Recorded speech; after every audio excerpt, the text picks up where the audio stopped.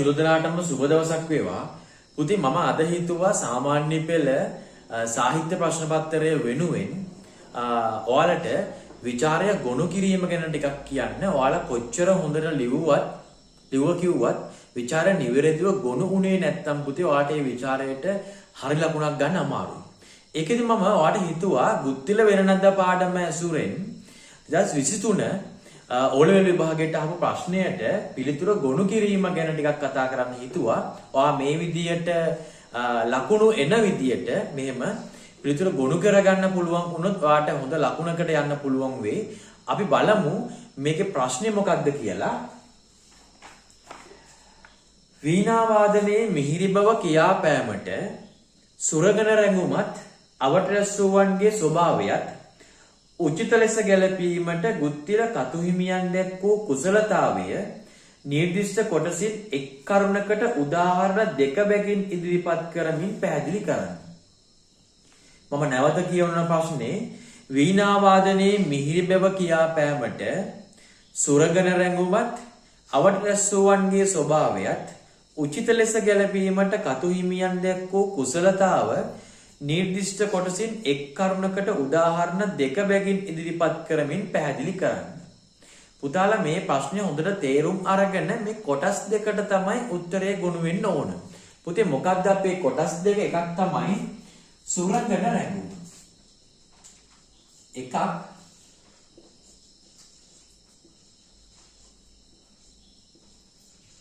සුරංගන රැඟුම. අනිත් එක තමයි අවට්‍රස්සුවන්ගේ ස්වභාවය.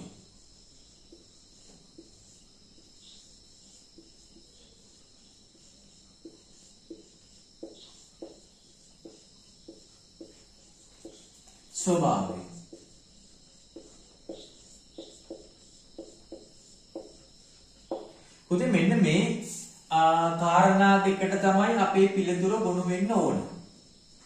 සුරගන රැඟුම ආශ්‍රයෙන් කවි දෙකකී අවට්‍රස්සුවන්ගේ ස්වභාවයට කවි දෙකකී දාලා අදාළ විදියට පිළිතුර ගොනු කරගත්තොත් ඔයාලට ලකුණු 13කට 12කට ලොකු ලකුණකට යන්න පුළුවන්.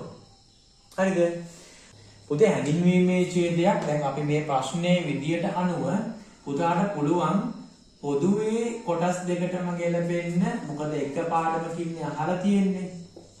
හැඳින්වීමේ ඡේදයක් ලියන්න පුළුවන්. ඒ කියන්නේ හැඳින්වීමේ ඡේදය කියන්නේ ලොකු ඡේදයක් නෙමෙයි. උපරිම රූල් 5ක් විතර වෙන්න.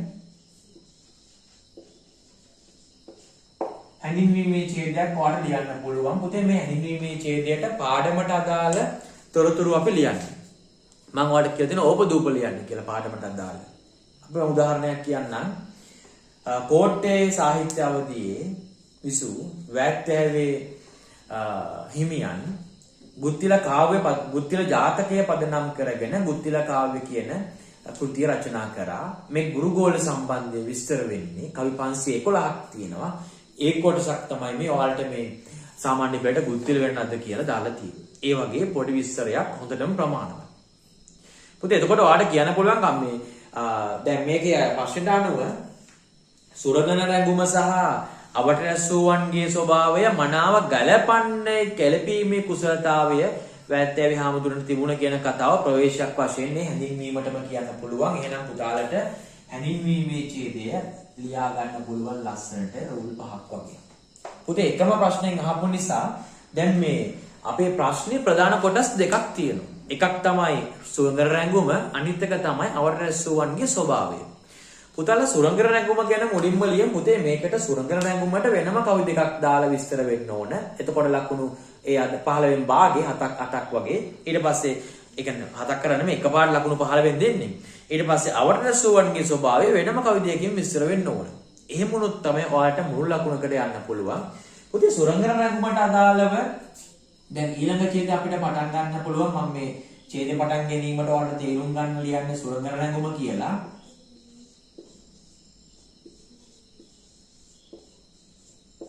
අපි ඡේදය මැදහරින් පටන් ගන්න ඕනේ. සුරංගන රැඟුමට අදාළව පුතේ ඔයා පොඩි විස්තරයක් කරන්න. ගුත්තිල කාව්‍යයේ දිව්‍යාංගනාවගේ නැත්නම් සුරංගනන්ගේ වර්ණනාව වැත්තෑවේ හාමුදුරුවෝ හොඳට කරලා තියෙනවා.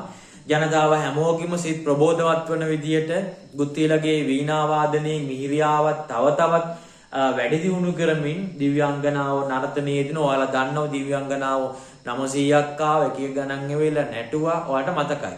දැන් පුතේ මෙන්න මේක කතුහිමිය හරිය ලස්සනට මේ පස්සට අනුව කුසල ගැලපීමේ කුසලතාවය අහන්නේ. පුතේ ඒකට අපි කවි දෙකක් අරගෙන විස්තර කරන්න තියෙන්නේ. මේවයි කවි කතාවක් පොඩි ඡේදයක් කියලා අපිට ගන්න පුළුවන් මේකට පුතේ එකක් තමයි මේ යටසිල්ලන බැල්මෙන් සුර විලසී කවිය ගන්න පුළුවන්.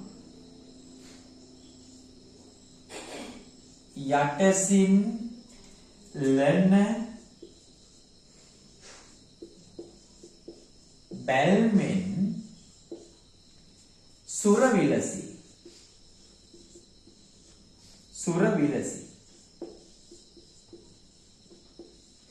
මේ කවිය එකට ගන්න පුළුවන් අපිට යටසින් යන බැල්මෙන් සුර විලසී කවිය ගන්න පුළුවන්. ඊට පස්සේ පොතේ තව එකක් ගන්න පුළුවන් නූරැසි අදිනාලසේ කවියක් ගන්න පුළුවන්. මම මේ හරියින් ලියනවා ඔයාලට පෙනේවි. දිග කවියක් මේකම ඕනේ ඔයාලට කැමතියක් ගන්න පුළුවන්.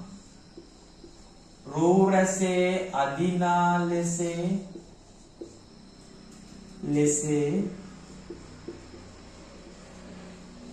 අත් මේ ලියුම දිගට ලියුවොත් ඔයාලට පේන්නේ නැති නිසා මම මෙතන ලියනවා අත් ලෙලදිදී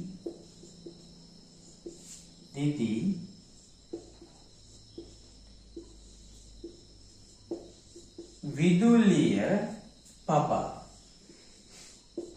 පුතේ ඔය කවි දෙක මම දැනට ගත්තා. ඔයාලට කැමති කවි දෙකක් ගන්න පුළුවන්. එක කවියක් මේ දෙවෙනි කවිය මේ. පුතාලා මේ කවි දෙක දාන්නේ පුතේ එකපාරටම කවි දෙක දාන්නව නෙමෙයි. මම ඔයාලට කිව්වනේ සුරංගන වැණුම සුරංග දිව්‍යාංගනාවන්ගේ වර්ණනාව හරි අපූර්වට කරා කියලා පොඩි රූල් පහයක විස්තරයක් කරලා පුතා දාන්න එක කවියක් මේ සඳහා නිසුන් ලෙස මෙන්න මේ කවිය ගන්න පුළුවන් කියලා. එක් කවියක් දාන්න පුළුවන් යටසින්ලන බැල්මෙන් සුර විලසී වෙසසින් දනමන මත්කර එකසී අහසින් බැස රඟගත් රඟ කෙලසී දිසිමෙන් විදුලිය සිය දහසී ඔන්න ඔය කවිය අපිට ගන්න පුළුවන්. ඒ කවිය දාලා පුතේ පොඩි විස්තරයක් කරන්න. කවියට අදාළව. මොකද්ද විස්තර? අපි මේක තේරුම ලියන එක නෙමෙයි පුතේ කරන්නේ. ඔයාලා කියන්නේ මේ දිව්‍යාංගනාවන් ඇස් කොණින් බලන බැල්මෙන් ජනතාව මත් කරා. ජනතාව උපරිමට මත් කරා, සීරුවට මත් කරා. අහසින් මේගොල්ලෝ ඇවිල්ලා රංගනයේ පැවැත්වූ ආකාරය කොහොමද කියනවා නම් ඒක උපමා කරා විදුලි රේඛා 100,000 ගානකට. පුතේ අපිට මේ කාව්‍ය උපක්‍රම අහලා නැහැ. පුතා පොඩ්ඩක් ඒ උපමාවක් වගේ අහුණු තැන කියලා මුල අග එළිවට රැකෙන විදියට මෙන්න මේ යටසිල්ලන බැල්මෙන් සුර විලසී කියන පද්‍ය අපූර්ව විදියට වර්ණනා කරලා ගලපලා තියෙන එක උන්වහන්සේගේ කුසලතාවය පෙන්වුම් කරන්නක් කියලා යම් මට්ටමකට කිව්වොත් ඇති අපෙන් මේ කාව්‍ය උපක්‍රම ගැන අහලා නැහැ. පුතාලා ඊට පස්සේ එහෙම කියලා මේ සදා තවත් දේශනාවක් ලෙස ගන්න පුළුවන්. රූරසේ අදිනාලසේ අත් ලෙලදිදී විදුලිය පබා රන් රසේ එක් වන ලෙසේ වෙන නාද නූපා තබ තබා කම්පසේ දෙන සැර ලෙසේ දිස බල බලා නිතගින් සබා මම් කෙසේ පවසම් එසේ වර සුරලඳුන් දුර රගසුබා. පුතේ මේ කවියේ දිව්‍යාංගනාවන්ගේ දැන් මේ කවිය දාලා ඔයා මෙතනින් විස්තර කරන්න මේ පද්දේ දිව්‍යාංගනාවන්ගේ ඒ හැසිරීම ඔවුන්ගේ නැටුම හරිම අපූර්ව විදියට කවියා විස්තර කරා. පුතේ ලියන ගමන් චුට්ටක් ප්‍රශ්නෙත් බලන්න. මේක මේ මනාව ගලපන්න කතුහිමියන් සමත් වුණා. පුතේ ඒකේ කාව්‍ය අලංකාර ඔක්කොම අවශ්‍ය නැහැ. මුල මැද අග එළිවට රැකලා ඒ වගේම රූප සමූහයක් අඳිනවා වගේ රත්රන් රසය එකතු වෙනවා වගේ ඒ වගේ මේ උපමා දාලා අනුප්‍රාසත් එකතු කිරීමෙන් මනාවට මේ දිව්‍යාංගනාවන්ගේ නර්තනයේ ස්වභාවය ලස්සනට ගැළපීමින් විස්තර කිරීම මේ කවියෙන් කතුහිමියන්ගේ දක්ෂතාවය කුසලතාවය පෙන්වනවා කියන කතාව.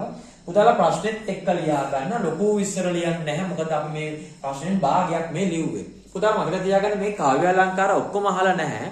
අපි අර දැක්කම උපමාවක් රූපකයක් පුතේ ලියන්න යනවා. සමස්තයේ කාව්‍ය අලංකාර අහන ගැළපීම ගැන අහලා තියෙන්නේ. හරිනේ. පුතේ ඊට පස්සේ බලන්න මේ ප්‍රශ්නේ අනිත් කොටස තමයි මම ප්‍රශ්නේ ගන්නවා. ප්‍රශ්නේ අනිත් කොටස තමයි අවට රැස් වූවන්ගේ ස්වභාවය.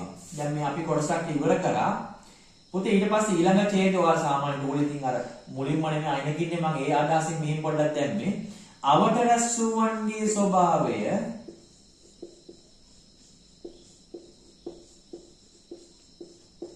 අවට රැස් වූවන්ගේ ස්වභාවයත්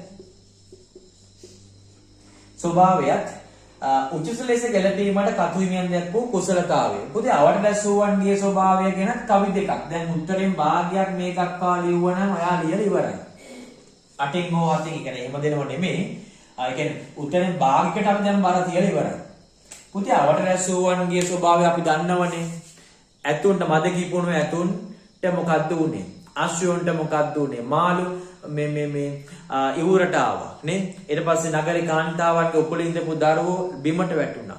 යුද බටයන්ගේ ආයුධ බිම අතෑරුණා. ඔන්න වගේ අවට රැස් වූවන්ගේ ස්වභාවය වෙනුත් පුතේ මේ ඒ අවට රැස් වූවන්ගේ ස්වභාවයත් මනාව ගලපලා තියෙනවා. මේ දෙක හොඳට ගලපලා තියෙනවා. පුතේ අවට රැස් වූවන්ගේ ස්වභාවය දැක්වෙන අපි කවි දෙකකුත් අපි ගමු. අපිට හොඳ කවි දෙකක් ගන්න පුළුවන්. ඕනතරම් මම දැන් ඔයාලට කිව්වේ මේ පුතේ එක කවියක් තමයි පියසන්නෝ බිඟුදල් රැඳි කොපුලි. ඒ කවිය හොඳයි අවට රැස් වූවන්ගේ ස්වභාවය දක්වන ඇතුන්ගේ හැසිරීම. අපි එක කවියක් විදිහට ඒක දක්වනවා. මම මේ කවි දෙකේ මුල ලියලා ඔයාලට ආයෙ පැහැදිලි කරනවා ලියන්නේ කොහොමද කියලා. පියසන් මේ කොටස හොඳට අහගත්තොත් තමයි ඔයාලට පුළුවන් මේක හොඳට ලියන්න. නොව බිඟු දැල් රැඳි කොපුලි. පියසන්නෝ බිඟු දැල් රැඳි කොපුලි. අවසන්නෝ වෙන නදටම කොහුලි. මද සංසුන් පියොවින් සිටි නොසලී ගජසෙන් සිටි යම් ගජසිලි කියලි. පුතේ අවට රැස් වූවන්ගේ ස්වභාවය ගැන පුතා පොඩි විස්තරයක් කරන්න. අන්නේ ප්‍රශ්නෙත් එක පුතේ ප්‍රශ්නෙත් බලමු. මම මේ ප්‍රශ්නේ බල ඔයාලට කියන්න. එතකොට ඔයාලට තේම පුරුද්දක් ගන්න පුළුවන්. උචිත ලෙස ගැලපීමට කතුරියන් දැක්වූ කුසලතාවය. පුතේ ඔයාලා කියන්නේ අවට රැස් වූවන්ගේ ස්වභාවය මනාව උචිතව ගලපන්න කතුරිමිය සමත් වෙලා තියෙනවා. එතකොට මේ වීණා වාදනය අහන්න ආපෝ රැස්වුණු කට්ටියක් තමයි ඇතුන්. හරිද? පියසන්නෝ බිඟු දැල් රැඳි කොපුලි. පුතේ මේ කවියේ ඇත්තු දැන් මේ වගේ පුතේ මම මේ ඇතෙක් අඳිනවා. මට ඇත්තට චිත්‍ර බෑ. මම ඉක්මනට පොඩ්ඩක් හැන්ද ඔයාලට ඇතෙක්ගේ ස්වරූපය. හරිද? පුතේ ඔයාලා පුතේ මෙන්න මේ සිටියමක නැත්නම් මේ චිත්‍රයක ඇතා ළමයි හොඬේ මිලිකුවත් කකුල මිලිකුවත් නැට්ටෙන් ඇද්දත් මොකක් කරත් හෙල්ලෙන්නේවත් නැහැ. හරිද? ඔගේ මරපලකට ගෙවුවත් උන් හෙල්ලෙන්නේවත් නැහැ. පුතේ එතකොට මෙන්න මේ වීණා වාදනය අහන්න ආපු මද කිපුණු ඇත්තු මේ චිත්‍රයක අඳිනලා දැත්තුන්ට කතුවරේ උපමා කරලා සමාන කරලා ඉතින් පොඩක් උපමාව ගැන කියන්නේ. ඒ වගේම අපිට සරලව චිත්‍ර මවාලමින් මුල අගේ එලිවටත් එක්ක මේ වැඩේ කරා කියලා චුට්ටක් කියන්න. අපිට කාව්‍ය අලංකාර ඔක්කොම අහලා නැහැ. කුසලතාවය ගැන අහපු නිසා චුට්ටක් කියන ගොඩක් නෙමෙයි රෝල් 3-4ක් මේක පොඩක් විස්තර කරන්න තේරුම කියන්න යන්න එපා පුතාලා. පොදුවේ කියන්නේ. ඊට පස්සේ මුත් අපි තව කවියක් ගන්නවා. අවට රැස් වූවන්ගේ ස්වභාවය දක්වන්න අපිට තව කවියක් ගන්න පුළුවන්. අපි ගමු ළමයි මේ මනමත් කරවන දන මුළු දෙරණා කවිය ගමු. ඒක හොඳයි. මනමත් කරවන දන මුළු දෙරණා. ඔයාලට පේනවා ඇති මනමත් කරවන දන මුළු දෙරණා රසවත් වෙන නද කරනා සවනොත් සඳ පුරගන ලොබ දියුණා නොදනිති දරුවන් එකයෙන් වැටුණා. නගරේ කාන්තාවෝ ළමයාත් උකුලේ ගහගෙන වීණා වාදනය අහන්නා. ඒගොල්ලන්ගේ කන් කෝල් වුණා. වීණා වාදනය නිසා කෝල් වුණා නෙවෙයි කන මිහිරි වුණා. කනට මිහිරි වුණා. දන්නේම නැතුව ළමයි බිම අතෑරුණා. හරිද? එතකොට අන්න ඒ කවියත් මනාව ගලපුව කතුවරයා. ඒ කවියත් මනාව ගැලපුව පුතාලා කියන්නේ ඉතින් මේකේ මේ නගරේ කාන්තාවන්ගේ ළමයා බිම වැටීමෙන් ඒ කියන්නේ අවට රැස් වූවන්ගේ ස්වභාවය මේකත් මේ මුල අග එළිවටත් එක්ක සරල බස්වහරකින් චිත්‍රෝ මවාන සුළු විදියට මෙන්න මේ අවට රැස් වූවන්ගේ ස්වභාවය දක්වන මේ කවිය මනාව කතුවරයා විස්තර කරලා තියෙනවා. ඒක උන්වහන්සේ කුසලතාවය පෙන්වුම් කිරීමක්. හරිද? පුතේ ඊට පස්සේ ඔයාලට පෙනීමිත් දන්නේ මේ හරිය මම ලියනවා. ඊට පස්සේ පුතේ මේ කතාව රූල් 3-4කින් කියලා අවසන් ඡේදය කියන්න වලට තියෙන්නේ.